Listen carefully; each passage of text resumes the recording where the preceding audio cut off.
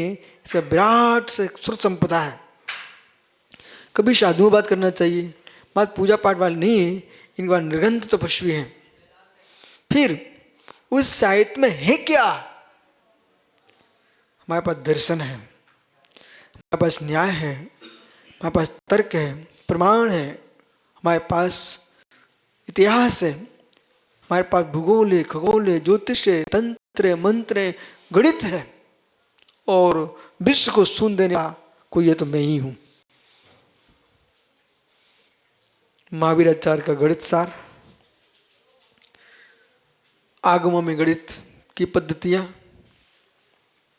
वर्गित संवर्गित, गुणन गुणनफल, भाज्य भाज्यफल, लुगोत्तम महोत्तम, इन सब की व्याख्या हमारे आगमों में है। और जब लौकिक गणित शांत हो जाता है तो अलौकिक गणित की हमारे यहाँ व्याख्या होती है। और जब हम दार्शनिक दृष्टि से देखते हैं तब रसायन हमारे पास है। इन सब की सिद्धि के लिए दर्शन है। ये आप गंध की व्याख्या कर रहे हो, शब्द की व्याख्या कर रहे हैं, ये सारा व्याख्यान हमारे पास है, पूर्वबद्ध है। ऐसा नहीं है किसी विज्ञान को देख के हमने लिखा है। यूं कहना चाहिए वैज्ञानिकों ने हमारे लिए देख करके लिखा है, कोई शंका नहीं। गंधस्थि महाभाष्य विज्ञानियों के पास नहीं है, जैनियों के पास है। लोक साहित्य लोक पंडिती जैनियों के पास है, विज्ञानियों के पास नहीं है। लोक विभाग जैनियों के पास है, विज्ञान के पास नहीं है। महापुराण आदि पुराण जैनियों के पास है, विज्ञान के पास नहीं है। और आपको हमने, आपकी कल्पना को भी हमने कल्पना दी आपको। आहा, हमने आपकी कल्पना करने को भी कल्पना करने का तरीका बताया। मुख्या समृद्धि नास्ति, बिना मुख्या समृद्धि भूमि हमारी है। और अब आप लोगों का कर्तव्य है, आप अब युवा श्रमण हो, हम क्यों आपसे गदगद हैं? क्योंकि तुम्हारी क्षमता है। अब जहाँ ठीक है, आप अपनी सारो जप मार करो, स्वाध्याय करो, उपवास करो, अपनी समाधि की साधना करो, लेकिन आप तो आगम क्या कह रहा है? बेसाधक स्वार्थी है। इस स्वार्थी शब्द का दुरुपयोग नहीं करना, मैं क्या बोल रहा हूं। बेसाधक स्वार्थी हैं जो मात्र अपनी साधना करके समाधि कर रहे हैं, उनका निज का कल्याण होगा। स्वार्थी से मतलब यहां विपरीत अर्थ में नहीं लेना, सही अर्थ में लीजिए। पर बेयोगी धन है जो स्वार्थी भी है, परार्थी भी है, अपनी प्रज्ञा का प्रयोग श्रुत अध्ययन में कर रहे हैं और अरस शासन के संरक्षण में लगा रहे हैं। साथ में अनेक भव्यों को तत्व का उपदेश दे करके वक्तत्व कला प्रत्येक साधु को सीखना चाहिए। वक्तत्व कला प्रत्येक विद्वान को सीखना चाहिए। जीवन चलता है ये नहीं सोचना चाहिए, जीवन चलता चलेगा ये नहीं सोचना चाहिए। अंदर में गंभीर वक्तत्व, जितना गहरा तुम्हारा वक्तत्व होगा उतने गहरे लोग तुमको सुनेंगे, जितने सुनेंगे जिन शासन से जुड़ेंगे। बराबर। आपका एक शब्द हजारों लाखों जीवों को एकदम शांत कर दे, तो उसके लिए मौका नहीं खोजना चाहिए, मौन रखना चाहिए।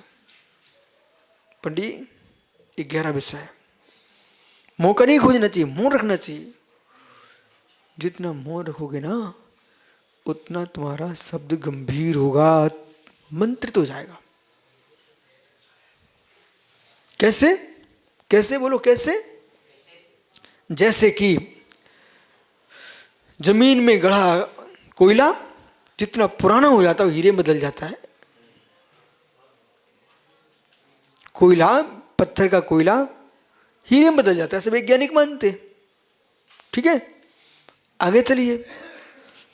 आपको बैतूल जिले में आपको हमने बिहार कराया, वहाँ के जंगलों में बहुत बटैयाँ पड़ी हैं। अब जहाँ जैसा पत्थर होगा, मिट्टी होगी, तो जो लकड़ी होती है ना, लकड़ी, काली खेत की मिट्टी यदि है वहाँ लकड़ी गड़ी हुई है तो उसमें दीमक लग जाए तो आकार वहाँ किसका बनेगा? लकड़ी का, काली मिट्टी का। सही है। और यदि मिट्टी लाल है और दीमक लग जाए तो लकड़ी का जो दीमक लगने के बाद जो अवस्था बनेगी कैसी बनेगी? लाल बनेगी, लाल मिट्टी। ऐसे जहाँ पर पत्थर ही पत्थर है वहाँ जी आपकी लकड़ी पत्थर रूप में परिणत होने लगती है। पुद्गल तो है, अन्योन्य भाव है, अत्यंत अभाव नहीं है। अभावों पर ध्यान रखना पड़ेगा। सांख्य अभावों को मानता है, अन्य दर्शन अभावों को मानते हैं, लेकिन उनके अभाव अभाव रूप है। हमने अभावों की व्याख्या भाव रूप की है। नहीं पंडित जी, हमारा प्रत्येक भाव अभाव रूप नहीं है, सत्ता रूप है। हमने उनके अभावों का निरीक्षण किया है।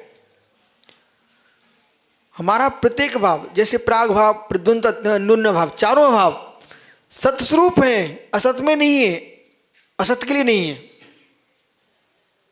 जैसे अत्यंत अभाव, एक द्रव्य में दूसरे द्रव्य का अभाव दिखा रहे हैं तो दो द्रव्यों की सत्ता बता रहे हैं। समझ में आ रहा है आप लोगों को? समझो महात्मा, ए महात्माओं, जैसे ये दो द्रव्य हैं, ठीक है, अत्यंत अभाव, तो अत्यंत अभाव हमने कहा तो अभाव अत्यंत अभाव इन दो में, तो किसमें अत्यंत अभाव? किसमें अत्यंत अभाव? बोलो ना। अरे भाई, किसमें अत्यंत अभाव? तो एक द्रव्य का दूसरे द्रव्य में अभाव आप दिखा रहे हो तो दो द्रव्य होना चाहिए कि नहीं होना चाहिए? तो दो द्रव्यों की सत्ता बताई कि नहीं बताई? आपने बताई ना। हमारा अभाव भी सत्ता को बताने वाला है। ठीक। यदि आप यूं कहो वैदिक काल में जैनियों का अभाव था, ऐसा बोलिए आप, तो था अभाव ऐसा बोल रहे हो तो ये जैनी शब्द कहां से आ गया? सद्भाव था। यदि आप यूं कहो ये लोग सच्चे नहीं है, ऐसा वेदों में लिखा है, मैं बहुत खुश हूं, मैं बहुत खुश हूं कि आप यूं कह रहे हो कि जैनी सत्य नहीं है, ऐसा वेदों में लिखा है, ये पाखंडी है, ऐसा लिखा है। मैं खुश हूं। मैं पाखंडी हूं नहीं, ये विषय अलग है, लेकिन आप तो बताइए हमारी सत्ता थी तभी तुमने लिखा। हमारी सत्ता नहीं होती तुमने लिखा कैसे? इसलिए हम थे, हैं और रहेंगे। हमारी सत्ता का लोप नहीं हो सकता।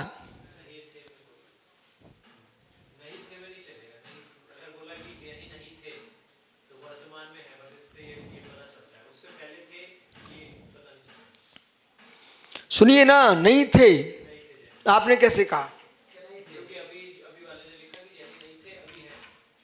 आपने कैसे जाना?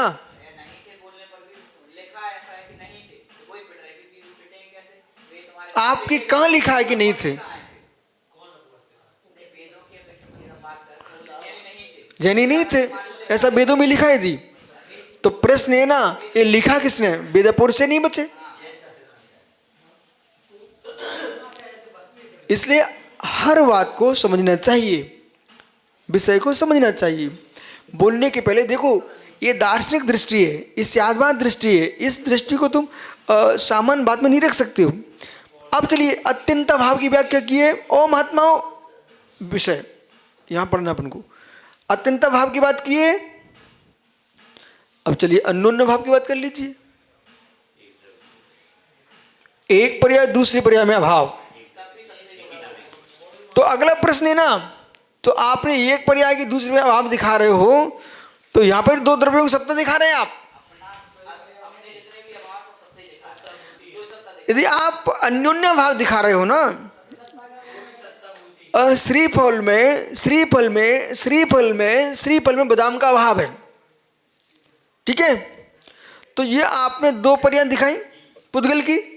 चलिए, तो पुद्गल की दो पर्याय दिखाई है, ये पर्याय जो है द्रव्य के बिना होती क्या? नहीं होती ना। तो आपने स्वतंत्र दो द्रव्य के, दो पुद्गल के परमाणुओं की ओर आकर्षित कर दिया।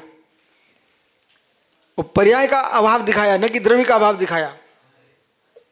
वो पर्याय का अभाव दिखाया, पर्याय का अभाव नहीं किया। दो पर्याय है इसलिए न्यून्य भाव है। बोलो ना, दो पर्याय इसलिए न्यून्य भाव है। पर्याय नहीं तो न्यून्य भाव हो ही नहीं सकता। चलिए आगे अगले अभाव के पास चलते हैं, प्राग भाव के पास चलिए। हमको तो सत्ता दिखाना है, प्राग भाव क्या बोलेगा? ठीक है, तो भाई द्रव्य है इसलिए भूत का वर्तमान में भाव प्राग भाव। चलिए प्रध्वंसा भाव को देख लीजिए आप, वो नष्ट को देख रहा है। ओह, इसलिए जैन दर्शन ने अभाव को सद्भाव के लिए अभाव की बात की है, सद्भाव की सिद्धि लिए अभाव की बात की है, अभाव सद्भाव के नाश के लिए अभाव की बात नहीं की है। ये दृष्टि देखो, अस्तित्व बनाए किन्हीं के लिए हमने व्याख्या की है। अब जैसा ग्रंथ खुलता है वक्ता की भाषा वैसी निकलती है। जैसा ग्रंथ खुलता है वैसी भाषा निकलती है। अब आप संपूर्ण श्रवणों का धर्म है, हमें बालक अब मत कहना मुनि मुनि, मुनिराज भी कहना, मुनि भी कहना, यति भी कहना, ऋषि भी यति अनगर सब बोलिए।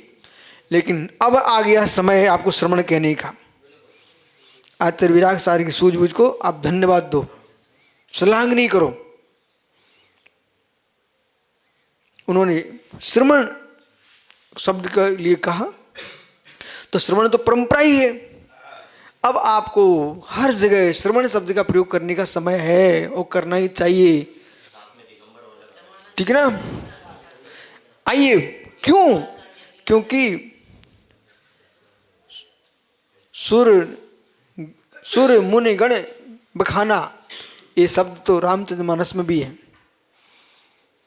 मुनि शब्द का प्रयोग है, ठीक है ना? मुनि शब्द का प्रयोग है, वैदिक ऋषि मुनि हुए हैं, ठीक है।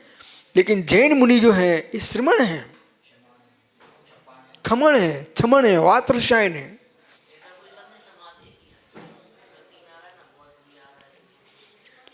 तो जो तीन आ रहे हैं ना, मैं उनके इतिहास के पास चला जाऊंगा ना। दो ने शुरू किया है, एक सनातन है। ठीक है, फिर आपको ठीक है दिगंबर जैन श्रवण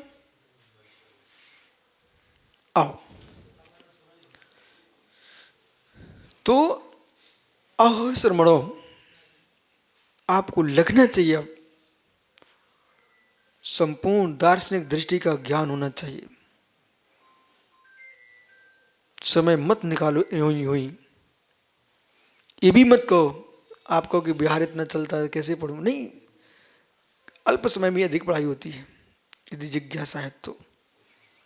और हमने एक कब का ग्रंथ मत पढ़ो, चारों ओर की पढ़ाई करो, प्रकृति को पढ़ो, लोगों को पढ़ो, लोगों की सोच को पढ़ो। ग्रंथ पढ़ते रहे ना मात्र, और लोगों को नहीं पढ़ा तुम्हारे ग्रंथ काम में नहीं आएंगे। ग्रंथ का अध्ययन करना चाहिए श्रुतेन लिंगेन। तो श्रुतेन लिंगेन स्वात्म शक्ति, स्वात्म शक्ति नहीं है, समाहितेन संवीक्षितेन है, ठीक है, वो आवश्यक है। तो सम्यक समीक्षितेन। आइए, आचार्य विद्यानंद स्वामी ने कितना गहरा देखा होगा, कितना गहरा सुना होगा, कितना गहरा सोचा होगा, तब आचार्य महाराज इतना गहरा लिख सके। समझ रहे ना? पुनः नैयायिक दर्शन की तरफ से विषय खड़ा किया गया।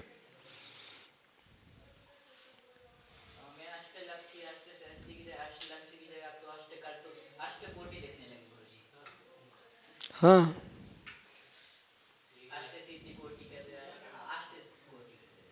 बहुत गहरा ग्रंथ है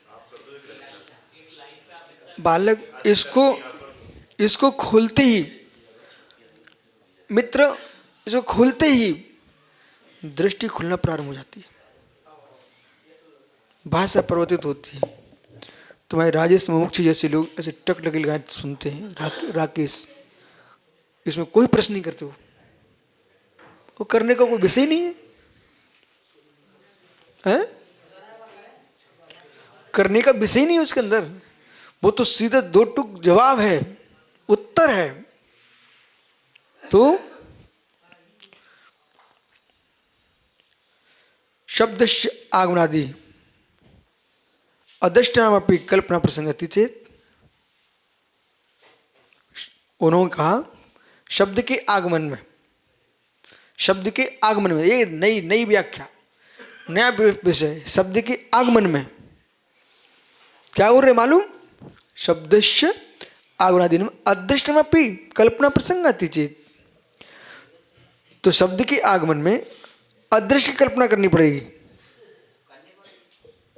नैया कह रहे हैं शब्द के आगमन में अदृश्य की कल्पना करनी पड़ेगी, मतलब भाग्य की कल्पना करनी पड़ेगी।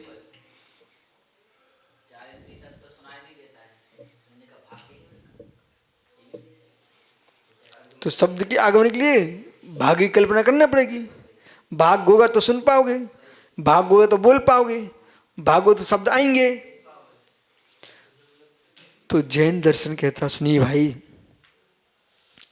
यदि चेत गंध प्रणपी, तो यदि आप शब्द के लिए भाग्य बनते हो तो गंध प्रण आगमन में भाग्य की कल्पना कीजिए। घ्राण इंद्रिय के लिए भाग्य चाहिए, सूंघने के भाग्य चाहिए, ये परमाणु। और सुनिए, इंद्रियां हैं, इंद्रियों को विषय नहीं है तो भाग्य चाहिए।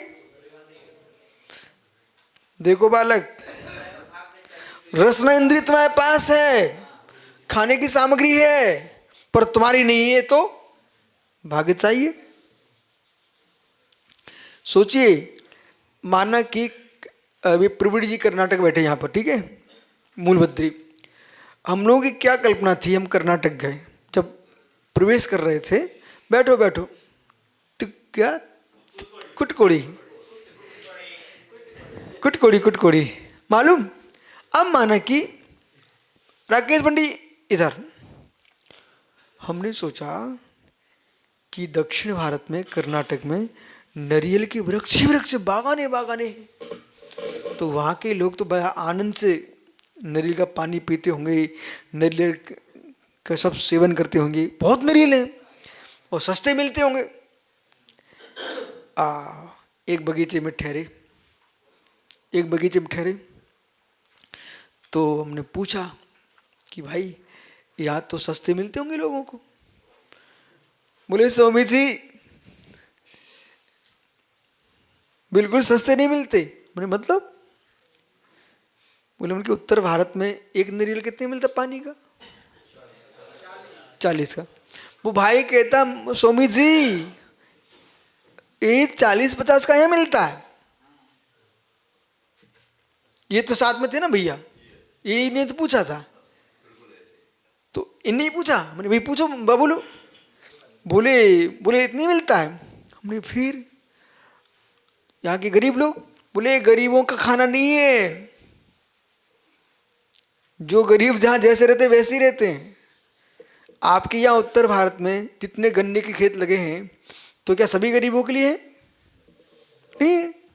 आपके मध्य प्रदेश में गेहूं की बहुत खेती हो रही है, तो मित्र गरीब लोग खरीद भी नहीं पाते, बाजरा ज्वार खरीदते हैं। इसलिए अब आइए मूल विषय पर।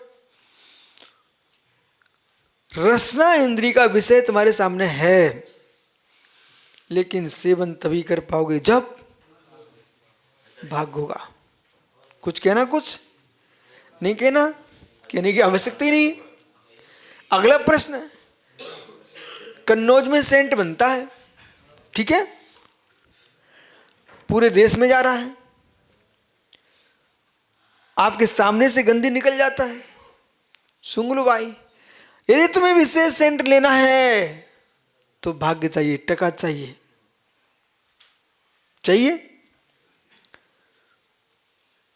तो आचार्य महाराज ने कहा आपके गंध के लिए भी, गंध के लिए भी भाग्य चाहिए। बस घड़ी बताना, बस बस बस।